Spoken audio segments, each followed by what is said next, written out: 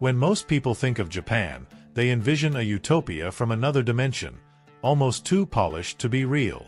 Imagine a country where high-speed trains glide silently through pristine landscapes, where skyscrapers pulse with neon energy, and where ancient temples stand gracefully amid robotic kiosks and AI-driven convenience.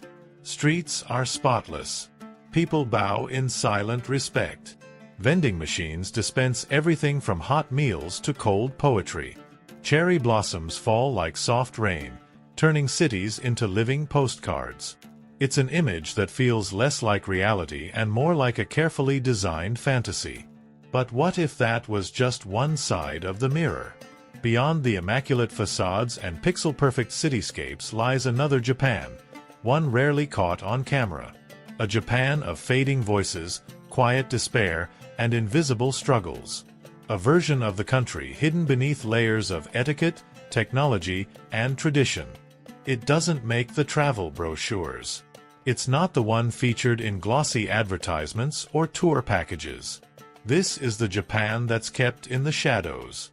And it's real. In this overlooked world, a silent epidemic is growing among the elderly. Loneliness so deep it becomes unbearable. Thousands of seniors live out their final years in complete isolation, with no one to speak to, no one to even notice they're still alive.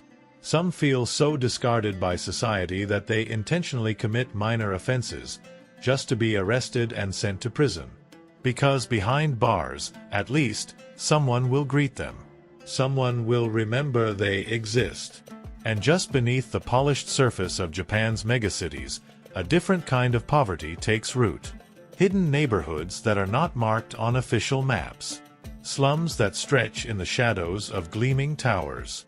Places where survival means renting a cramped booth in a 24-hour internet cafe because an apartment is out of reach. These booths aren't for leisure, they're the last affordable roof. These aren't rare cases. They're not isolated stories. They are part of a quiet undercurrent that runs parallel to the country's ultramodern exterior. But this video isn't about shaming Japan. It's not an attack. It's an invitation. An invitation to look deeper, beyond the carefully curated images, and recognize that every country, no matter how perfect it may seem, holds contradictions. Every society has its invisible citizens, its untold stories. And in revealing those hidden faces, we start to see ourselves. Because this story isn't just about Japan, it's about us. About what we choose to see, and what we choose to ignore. And nothing reveals this truth more starkly than a crisis that unfolds without headlines, without explosions, without the world noticing. A crisis not of war, but of silence. Japan is experiencing a demographic collapse unlike anything in modern history. In 2022, fewer than 800,000 babies were born in the entire country, a record low. To put that in perspective, that same year, nearly twice as many people died. In some rural towns, no new children have been born in over a decade. In one village, the birth of a single baby was so rare it made national news, not because of who the child was, but because any child had been born at all. And here's the statistic that stuns. Today, Japan sells more adult diapers than baby diapers. Take a moment to absorb that. This isn't just a statistic. It's a symbol, a sign that something fundamental is changing, a signal that a nation once defined by growth, innovation, and futurism is now grappling with a future that feels uncertain, even fragile. So now we ask you, what do you see when you look at Japan? What truths lie behind the postcard? Let us know in the comments. What surprised you the most? Have you ever witnessed this hidden side of Japan? And if this journey moved you, if it opened your eyes or sparked a thought you hadn't had before, then don't forget to like this video and subscribe to Secret Journey. It's the best way to help us continue bringing you these raw, human, and unforgettable explorations from around the world. Stay curious, and keep looking beneath the surface. This is the same country that rose, almost impossibly, from the ruins of nuclear devastation to become one of the world's most admired nations. Japan didn't just rebuild, it redefined what recovery looks like. It transformed into a global icon of discipline, innovation, and precision.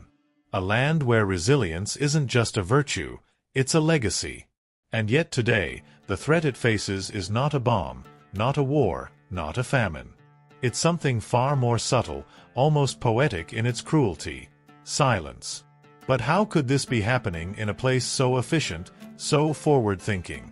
On paper, Japan has done almost everything right. The government has poured resources into solving the problem. Families are offered financial bonuses just for having children. Tax relief, extended parental leave, subsidized childcare, it's all there. The country has even tried to reframe parenthood as a patriotic act. And still, the population shrinks. Because the roots of this crisis aren't just in economics, they're buried deeper, in the cultural soil. It's about expectations that feel impossible to meet. It's about the weight of social duty and the silent toll of emotional isolation. Young adults in Japan are caught in a squeeze, between the relentless demand for perfection and a digital universe that offers fleeting comfort but no real answers. They're expected to give everything to their companies, to put personal dreams aside, to keep smiling while carrying invisible burdens. So how do you create a family in a world where time is scarce, energy is drained, and hope feels like a luxury you can't afford? Don't forget to like and subscribe to the Secret Journeys channel to explore hidden truths and incredible corners of the world we rarely talk about. It's not that Japan's younger generation has given up on love or family. Far from it. Many still long for connection. But when life becomes a delicate balancing act, between rent and rising costs, between fear of failure and pressure to succeed, raising a child feels not just overwhelming, but almost selfish. Some spend entire weeks locked in the silence of solitary apartments, their only conversations held through screens. Others bury themselves in work so deeply that they forget what it feels like to be seen. Picture a country where playgrounds are no longer filled with laughter, but silence. Where schools close because there aren't enough students to fill the desks. Where maternity wards shut down, not for lack of funding, but for lack of babies. In some towns, the birth of a single child is front-page news. Not because of fame. Just because it happened. But here's the truth. This isn't only Japan's dilemma. It's a whisper of what's coming for many nations across the globe. As the world races toward ever-faster innovation, something deeply human is getting left behind. The digital age connects us instantly, but somehow we've never felt more alone. The pressure to advance leaves little room for things that can't be optimized. Time with loved ones, raising children, simple joy. What happens to a society when its people no longer see a future they want to build? That's the question I want to leave you with. Is the future we're building truly one we want to live in? Are skyscrapers and speed really the measure of success? Or is it something softer, something slower, something quieter? Let us know your thoughts in the comments. Your voice matters more than ever. And if this story pulled you in, if it made you reflect, then please like this video, subscribe to Secret Journey, and turn on that bell. Because these are the stories that challenge us, the ones that ask us not just to look, but to see. And trust me, we've only just scratched the surface. Marriage in Japan is no longer the given path it once was. The numbers tell a striking story. Today, over 40% of Japanese adults in their 30s have never been married. And for many, it's not just about waiting, it's about opting out entirely. A 2023 government survey revealed something even more surprising. More than a quarter of Japanese men aged 16 to 24 say they're not interested in romantic or sexual relationships at all. Some even feel repelled by the idea. There's a name for this quiet withdrawal, Sakusu Shurnai Shokugun, known in English as celibacy syndrome. Rather than pursuing love, marriage, or building a family, many young Japanese men have turned inward. Some escape into the vibrant worlds of anime and manga, building attachments to virtual girlfriends instead of real ones. Others retreat entirely, choosing solitude over intimacy. And for some, the craving for connection is so profound, so unmet, that they're willing to pay. not for intimacy, but for something even more basic. There are businesses where a man can rent an hour of simply laying his head on a woman's lap. No expectations. No ulterior motives. Just warmth. Just eye contact. Just the human closeness that feels out of reach in everyday life. Meanwhile, across the ocean, countries like the United States are grappling with their own falling birth rates. But in America, the conversation often revolves around career goals, balancing work and family, or debates over reproductive rights. In Japan, the story runs deeper. It's not just about individual choice, it's a quiet exhaustion woven into the fabric of the culture. A collective weariness born from decades of hyper-efficiency, rigid social roles, and emotional isolation. In a society where harmony is valued above all else, personal desires are often silenced for the greater good. And the consequences of that silence? They're everywhere. Schools are closing, not because of budget cuts, but because there simply aren't enough children to fill the classrooms. Toy stores are disappearing, left without customers. Entire towns are being swallowed back by nature, their streets overgrown, their homes empty. And in some rural areas, the absence of people is so haunting that villagers have begun creating life-size dolls to stand in their place, posing them at bus stops, on park swings, inside abandoned classrooms. These aren't quirky decorations. They're quiet monuments to a generation that never arrived. A tender, eerie tribute to lives never lived. This isn't just a population problem. It's a profound societal reckoning. Because if there aren't enough young people to inherit the future, who will care for the millions already left behind? Japan is aging faster than any other country on Earth. Today, nearly 1 in 3 Japanese citizens is over 65. And by 2050, that number is projected to climb to almost 40%. On the surface, this might sound like a success story, a triumph of modern medicine, healthy eating, and clean living. Japan boasts one of the highest life expectancies in the world. But with longevity comes a shadow. What happens when you live to 90? But your spouse is gone, your children live hours away, and your neighbors have vanished. For millions of elderly Japanese, this isn't a philosophical question. It's their daily reality. There's even a word for it, kodakushi, which translates to lonely death. Every year in Japan, thousands of seniors die alone in their homes, their absence unnoticed for days, sometimes even weeks. Their departure so quiet that no one realizes they're gone until the smell seeps through the walls or bills go unpaid. Once, Japan's families were multi-generational, with elders cared for under one roof. But today, independence, urban migration, and tiny silent apartments have replaced that model. In a culture where asking for help can feel like an admission of weakness, many seniors fade quietly into the background, until it's too late. And the numbers keep rising. In Tokyo, entire industries have sprung up to meet this silent crisis.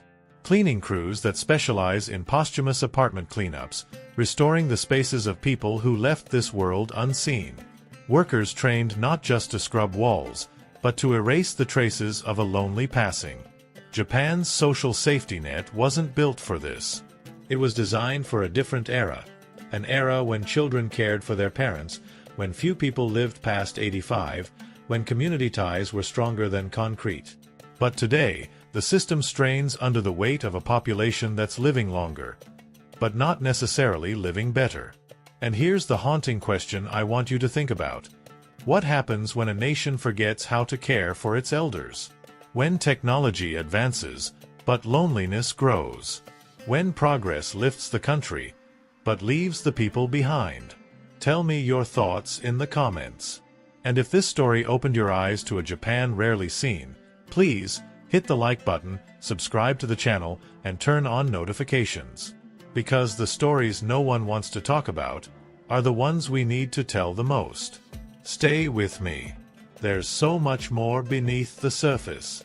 Today, for many elderly Japanese, survival feels like a delicate balancing act, living on a monthly pension of just $700 to $1,000. But in cities like Tokyo, where the cost of living ranks among the highest in the world, that money disappears fast. Rent alone can swallow half of it. Add food, medication, utilities, and suddenly there's nothing left. Nursing homes? Many are already overcrowded, understaffed, overwhelmed. Waiting lists stretch on for months, sometimes years. And even when a space opens up, it's often too expensive for families already stretched thin. Japan's work culture leaves little time for caregiving. Sons and daughters grinding through 12-hour workdays can't afford to quit their jobs to care for aging parents. And out of pride, shame, or a deep cultural reluctance to burden others, many elders won't even ask for help. Now, compare this with countries like the United States. There, while systems like Medicare and Social Security are far from perfect, they at least offer nationwide safety nets, alongside community centers, volunteer networks, and social programs aimed at keeping seniors connected. In Japan, the speed of population aging has outrun the system designed to support it. The infrastructure hasn't caught up. The safety net has holes. And if you've ever walked the bustling streets of Kyoto or Tokyo, you've probably passed them without knowing. An elderly woman quietly sitting on a park bench, gazing into nothing. An old man methodically sweeping the sidewalk outside a shuttered shop. You might not have noticed them, but they noticed you. Many aren't asking for handouts. They're not begging. They just want to be seen. One elderly man interviewed in Osaka put it simply, "I speak maybe 5 words a day, sometimes to the TV, sometimes just to myself." These are the very people who built the Japan we admire today. They laid the foundations of the bullet train. They raised the skyscrapers. They worked through Japan's post-war devastation, rebuilding the country into an economic miracle. And now, in their final chapter, they sit in the shadows, quietly overlooked by the very society they helped create. But some refuse to vanish quietly. Some are making choices that, at first glance, seem almost unthinkable. In fact, a growing number are turning to something most of us would never expect. They're choosing prison. In most parts of the world, prison is a place of punishment, a last resort, a consequence of wrongdoing. But in Japan, for a small but growing segment of the elderly population, prison has become a fallback plan. Meet Mr. Shigemi. He's 78 years old. Polite. Soft-spoken. Come. Over the past decade, he's been arrested 13 times. Every time, it's for the same quiet crime, petty theft. Once, it was a rice ball. Another time, a pack of batteries. Never anything violent. Never anything worth more than a few dollars. And every time, he's arrested with one quiet goal, to go back to prison. "I don't want to cause trouble," he told reporters. "But I have no family, no money, no one to talk to. In prison, I get 3 meals a day. I see a doctor. And I'm not alone." Let that sink in. Mr. Shigemi isn't an outlier. He's part of a growing trend. Over the past 20 years, Japan has seen a sharp rise in crimes committed by people over 65. Today, nearly 1 in 4 arrests in Japan involves a senior citizen. That number has more than quadrupled since the 1990s. They call them silver crimes. These aren't crimes born out of malice. They're almost never violent. They're small thefts, quietly planned, deliberately executed. Acts of quiet desperation. Not rebellion. Not greed. Just a way to be noticed. In interview after interview, elderly offenders repeat the same haunting phrase. "I didn't want to steal. I just didn't want to be alone anymore." Imagine that. In a country where respect for elders is woven deep into the cultural fabric, where seniors are traditionally revered, some have been pushed to such isolation that they turn to crime. Not for gain, not for harm, but simply for basic human contact. Why does this happen? The answer, tragically, is cold and mathematical. The support system didn't scale fast enough. Families fragmented under modern pressures. Cities grew taller, but communities grew thinner. Pride kept many from asking for help. And now, for some, prison offers what home no longer can: warmth, meals, conversation. And here's the chilling reflection I want you to sit with. What does it say about a society when a jail cell feels more like home than home itself? When committing a crime feels like the only way to be seen, to be cared for, to be human again? Let's talk about this in the comments. And if this story moved you, even a little, hit the like button, subscribe, and turn on notifications. Because the stories no one wants to look at are the ones we can't afford to ignore. And trust me, there's so much more beneath the surface. Stay with me. The average pension in Japan hovers around $800 a month. But in a Tokyo suburb, rent alone can swallow nearly all of that. Add groceries, electricity, heating, medication, and suddenly the math stops working. There's no wiggle room. No safety net. Just a quiet countdown until the money runs out. And then, there's the isolation. Many of Japan's elderly haven't had a genuine conversation in days, sometimes weeks. Their world shrinks to a silent routine: meals alone, TV murmuring in the background, a calendar that's more empty than full. For some, the walls of their apartment begin to feel less like shelter and more like a cage. Yet inside prison, there's structure. Schedules. Meals shared in a cafeteria instead of alone at a kitchen table. A nurse who checks their blood pressure. People who greet them by name. In a strange, heartbreaking twist, prison becomes the closest thing they have to family. Even prison officials have noticed this shift. Some correctional facilities have quietly evolved into makeshift elder care centers. Inmates receive daily medication management, physical therapy sessions, even social activities tailored for seniors. It's as if the prison walls, originally built for punishment, have been repurposed into a last refuge for the forgotten. Now let's step back for a moment and look globally. In the United States, we're no strangers to overcrowded prisons, flawed justice systems, rising incarceration rates. But here's the difference. Choosing prison as a better alternative to freedom? In America, that's almost unheard of. In Japan, it's becoming disturbingly common. Because in Japan, it's not about escaping justice. It's about escaping loneliness. And here lies the deeper, more haunting truth. This isn't really a story about crime. It's a story about care.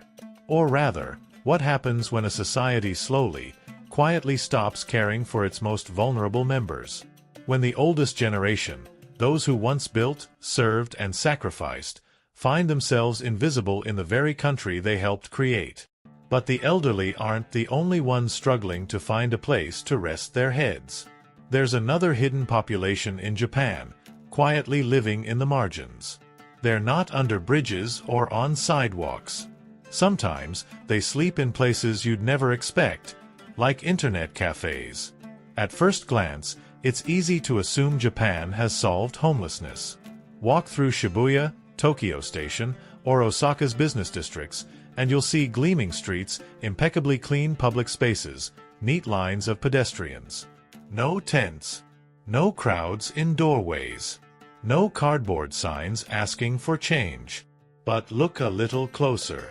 Behind train stations. Under highway overpasses. In 24-hour manga cafes, fast food chains, tiny karaoke rooms. That's where they are. A hidden population slipping through the cracks, not begging, not drawing attention, simply disappearing politely. Official statistics in 2023 counted just 3,400 homeless people across all of Japan. Think about that. In a nation of 125 million people, that's a homelessness rate of 0.003%. On paper, it's almost non-existent. But talk to experts, social workers, even government insiders, and they'll tell you, the real number is much higher. Why? Because in Japan, poverty doesn't stand on street corners. It hides. And often, it's expected to. In recent years, a quiet phenomenon has begun surfacing: the rise of the net cafe refugees. They're mostly young men in their 20s and 30s. They work part-time gigs, minimum wage jobs, temp contracts. In Tokyo, that means about 1,000 yen an hour, roughly $7. Enough for a rice bowl. Enough for a ticket on the train. But not enough for rent. So every night, they scrape together just enough to rent a booth in a 24-hour manga cafe. Imagine a space barely large enough for a reclining chair, a small table, a glowing screen. That's their home. A cubicle surrounded by soft walls, filled with the hum of other unseen strangers, each one quietly trying to disappear. For them, the cafe is both refuge and prison. It's where they sleep, wash up in a shared bathroom, charge their phones. A place where no one asks questions, no one pries, no one judges. But it's not really living. It's surviving, one night at a time. Here's the unsettling truth. Japan's hidden homelessness doesn't wear the face of a beggar on a corner. It wears a white shirt and tie. It holds a smartphone. It blends into the crowd. And here's what I want you to reflect on. What does it mean when poverty is invisible? When loneliness hides in plain sight? When a society's most vulnerable vanish without anyone noticing? Let me know your thoughts in the comments. And if this opened your eyes to a Japan few outsiders ever see, please like this video, subscribe, and turn on notifications. Because sometimes the stories we don't see are the ones we most urgently need to tell. Stay with me. There's still so much more beneath the surface. They sleep. They wash up, if the place offers a shower. They live, night after night, inside narrow cubicles that blur the line between shelter and cell. Japan's Ministry of Health once estimated that over 5,000 people live like this long-term. But social workers and NGOs quietly say the real figure is likely double that, closer to 10,000 in Tokyo alone. Technically, they're not counted as homeless. But they have no home. Take the story of a 29-year-old delivery worker. At first, I felt ashamed, he admitted. But I'm just trying to survive. This is the only place I can afford. And at least here, I'm not completely alone. Out of sight. Out of mind. Unlike the stark visibility of homelessness in many Western cities, Japan's poverty hides itself. You won't see sprawling tent encampments beneath overpasses. No lines of people holding cardboard signs. No aggressive panhandling at busy intersections. Why? It's partly policy. It's partly culture. The Japanese government actively works to remove rough sleepers from high-traffic public spaces. Local businesses discourage loitering. Parks close at night. And perhaps most powerfully, there's a deep-rooted social expectation. Don't be a burden. So many people simply hide. Some disappear into capsule hotels. Others rent a bunk in cheap, aging boarding houses tucked into the forgotten corners of Tokyo. And some vanish completely. In contrast, cities like San Francisco, New York, or Los Angeles wear their homelessness like an open wound, visible, undeniable, sometimes chaotic. Tied up with mental illness, addiction, failing services. But Japan's tragedy is quieter. More polite. But no less painful. And poverty in Japan isn't just a matter of sleeping outdoors. It's a deeper wound, the working poor. Over 16% of Japan's population lives below the poverty line, one of the highest rates among developed nations. Single mothers carry a brutal share of that weight. Many work 2, 3, even 4 jobs, yet still struggle to afford food, school supplies, rent. Unlike the U.S., where systems like food stamps, public housing, and welfare provide some safety net, Japan's welfare system is notoriously difficult to access. A labyrinth of paperwork, bureaucratic red tape, and, perhaps most crushing of all, deep cultural stigma. There's even an old saying, "You must starve with dignity." Because here, asking for help can feel like failing. But there are places where Japan's quiet poverty isn't just hidden, it's concentrated, where the economic miracle never quite arrived. And one of them doesn't even officially exist on the map. Most outsiders don't associate Japan with slums. But they exist. They've always existed. They're just harder to find. Because even Japan's poverty is expected to behave, to stay tidy, to stay invisible. Welcome to Kamagasaki in Osaka, and to Sanya in Tokyo. Two neighborhoods so intertwined with hardship, crime, and homelessness that city officials quietly erase them from official signage and maps. But they're still there. And so are the people. Tucked just behind Osaka's gleaming business district, Kamagasaki is home to an estimated 25,000 residents. Many are elderly, jobless, surviving off day labor gigs. Once known openly as Japan's largest slum, it's now rebranded in official records as Erin District. A linguistic attempt to soften its reputation, or erase it. But the signs remain. Tiny concrete apartments stacked like shoeboxes. Long lines outside soup kitchens. A labor center where men gather every dawn, hoping to be picked for cash-in-hand construction work. Most won't get chosen. Some haven't been hired in years. At night, many return to communal sleeping rooms. 8 beds squeezed into one space, separated only by thin curtains if they're lucky. Others sip cheap alcohol in silence, or gather around a communal television that plays just 2 hours a day. Kamagasaki is only a 15-minute walk from Abeno Harukas, Japan's tallest skyscraper. The contrast is staggering. A slum in the shadow of a tower that symbolizes prosperity. Across the country, in Tokyo, lies another forgotten place, Sanya. Once a bustling hub for manual laborers and social outcasts, Sanya doesn't appear on modern maps.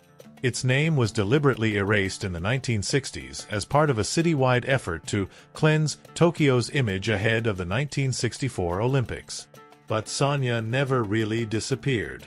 You can still feel it, see it, smell it. Here, day laborers gather in the early hours, hoping for work.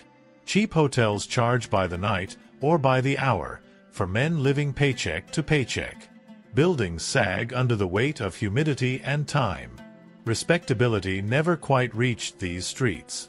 Many residents are former construction workers, men who once helped build the Tokyo skyline.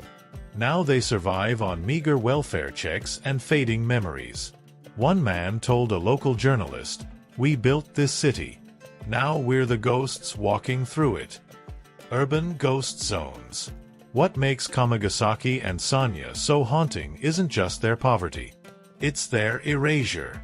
In America, neighborhoods like Skid Row in Los Angeles or the South Bronx in New York are stigmatized but acknowledged. Their names are known. Their problems visible. But in Japan, these places have been linguistically and symbolically airbrushed away. No one says Kamagasaki anymore.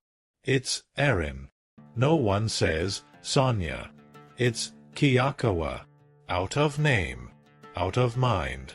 And yet, they persist. Quiet. Resilient. Forgotten. And inside these erased neighborhoods, something rare happens. Community. Despite the hardship, people talk to each other. They know their neighbors. They look out for one another in ways that feel almost foreign in Japan's fast-paced, hyper-private cities. These places are harsh, but they're real. And still, even Kamagasaki and Sanya offer shelter. But what happens when you're not lucky enough to even find your way here? What happens when the system doesn't break you with poverty, but with pressure? There's another kind of silent suffering in Japan. It doesn't live in slums. It doesn't sleep under bridges. It lives behind closed doors. And it affects a generation that never left their rooms. Tell me, what happens to a society when its invisible walls trap people in silence? Let's reflect together in the comments. And if this story uncovered a side of Japan you've never seen before, please Hit like, subscribe, and turn on notifications. Because the stories that hide in the shadows are the ones that most need light. Stay tuned. We're only beginning to pull back the curtain. Every culture has its version of the grind. But in Japan, the grind doesn't just wear you down. It can kill you. There's a word in Japanese that has no direct translation in English, karoshi. It means death by overwork. Not a metaphor. Not burnout in the corporate sense. Actual, physical death. Death from a heart attack, a stroke, or the irreversible breaking of a human spirit under unrelenting hours, unyielding pressure, and a system where no one feels allowed to say, enough. Japan is a nation that runs on the clock. Its work ethic is legendary. Images of office workers passed out in their suits on commuter trains. Office buildings glowing well past midnight. Workers silently proud of never taking a vacation, because to take time off might inconvenience their colleagues. Don't forget to like and subscribe to the Secret Journeys channel to explore the world and various exotic places for free. It's a culture built on endurance. But for some, it's endurance with no finish line. Take the story of Miwa Saito, a 24-year-old woman who worked at Japan's national broadcaster, NHK. In a single month, she clocked 159 hours of overtime. She died alone in her apartment. Cause of death: heart failure. The official cause? Karoshi. Her story made headlines. And then, like so many others, it quietly faded away. She wasn't the first. She wasn't the last. Government data shows hundreds of deaths from karoshi every year. And many more go unreported, quietly swept under labels like stress, natural causes, fatigue. Why does it happen? Japan's labor culture is shaped by deep, inherited values. Gamen, the quiet endurance of hardship. Shikataganai, the acceptance of what cannot be helped. Loyalty to the company, even at the expense of self.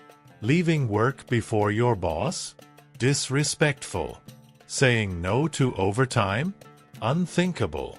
Taking paid vacation? Technically allowed, but fewer than 50% of Japanese workers use their leave every year. Compare that to the US, where labor laws, unions, lawsuits, and even a growing embrace of work-life balance push back against excessive hours. In Japan, despite its futuristic tech, corporate culture remains anchored in the past, and it's costing lives. But karoshi isn't just about long hours. It's about a deeper, darker feeling, the inability to stop, the fear that if you rest, you fail, the belief that you're irreplaceable and replaceable at the same time. That rest equals shame. That stopping is a silent death sentence of its own. And here's the chilling part: the pressure doesn't vanish when the office lights go dark. For many, it follows them home. Or worse, traps them there. What happens when you burn out, but feel too ashamed to admit it? When the world tells you to keep pushing, but your soul is waving a white flag. Some people don't collapse in public. They don't cry for help on the streets. They simply retreat. Not into homelessness, not into crime, but into their rooms. And they stay there. For weeks, months, years, sometimes decades. In a small apartment on the outskirts of Tokyo, a young man sits in the dark. He hasn't spoken to anyone face-to-face in weeks. He orders food online. He showers at night. He avoids the windows during the day. He doesn't work. He doesn't study. He doesn't leave. He is a hikikomori, a member of Japan's invisible generation of recluses. And he's not alone. Japan's Cabinet Office estimates that more than 1.5 million people, mostly men in their 20s to 40s, live as hikikomori, physically healthy, but emotionally withdrawn from society. Some experts believe the true number is closer to 2 million. They call them the missing million. But what causes a hikikomori life? It's rarely one dramatic event.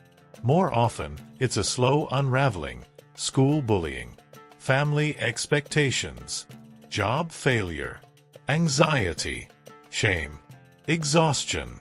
A quiet series of moments where the outside world becomes too heavy, too loud, too judgmental, and so, they disappear. Don't forget to like and subscribe to the Secret Journeys channel to explore the world and various exotic places for free. In a society where success is mandatory and failure is private, many see no safe place to process their pain. So they hide. There's no official diagnosis, no treatment plan, just a growing silence inside childhood bedrooms and basement apartments, places where 40-year-olds still live with their parents, barely speaking a word. One mother confessed, "I hear him moving at night, but we haven't made eye contact in 6 months." Some hikikomori haven't felt sunlight on their skin in years. And for parents, the burden is crushing. Emotionally, financially, spiritually. They fear for their children's futures. But more urgently, they fear what will happen after they die. Japan even has a name for this haunting worry: the 80 to 50 problem. Parents in their 80s still supporting children in their 50s who never launched, never escaped their room, never found their way forward. But here's the kicker. At first glance, hikikomori might seem uniquely Japanese. But researchers have begun finding parallels elsewhere: in South Korea, in Italy, even in the US. The loneliness epidemic, the lure of virtual worlds, the crushing weight of societal expectations. These aren't Japanese problems. They're human problems, amplified by modern life. Still, Japan was the first country to name it, to measure it, to quietly watch a generation vanish, one bedroom at a time. Efforts are underway. There are support programs now.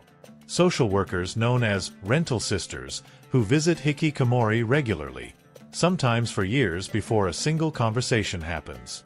There are job training centers, peer groups, even virtual therapy programs. But recovery is slow, and many never return. Because you can't force someone to rejoin a society that never made space for their differences in the first place. Don't forget to like and subscribe to the Secret Journeys channel to explore the world and various exotic places for free. In the end, hikikomori isn't just about hiding. It's a mirror reflecting a world that demands so much, yet gives so little room to stumble. A world that celebrates resilience, but forgets to catch those who fall. And for Japan's lost generation, silence became safer than the noise. But while the youth vanish quietly, the elderly live longer than ever. And for a country that once rose from the ashes of war, here's the question looming ahead. Can Japan survive its own demographic collapse? What does Japan's quiet crisis teach us about the price of progress? About how we care for one another when no one's watching? In the world's imagination, Japan is a place of perfection. Bullet trains arriving to the second. Streets spotless without a trash can in sight. Vending machines serving hot meals. School children walking to class alone in safety. But behind that brilliance, there's a contradiction. A society that works so hard to be perfect, it forgot how to be vulnerable. From elderly committing petty crimes just to be seen, to hikikomori choosing silence over shame, to workers dying quietly at their desks. Japan's struggles don't always scream in protest. They fade beneath the noise, hidden by politeness, softened by ritual, protected by silence. Yet those struggles are deeply human and painfully familiar. Is there hope? Yes. But like many things in Japan, change moves slowly. The government has started funding more mental health services, improving childbearing incentives, encouraging corporate reforms around work-life balance. Social entrepreneurs are launching community cafes for the elderly. Former hikikomori are returning as peer counselors. Local governments are revitalizing ghost towns, turning abandoned schools into shared housing. But perhaps the biggest shift isn't in policy. It's cultural. It's the willingness to talk, to listen, to admit that even in a society built on dignity and resilience, people still fall. And they deserve to fall safely.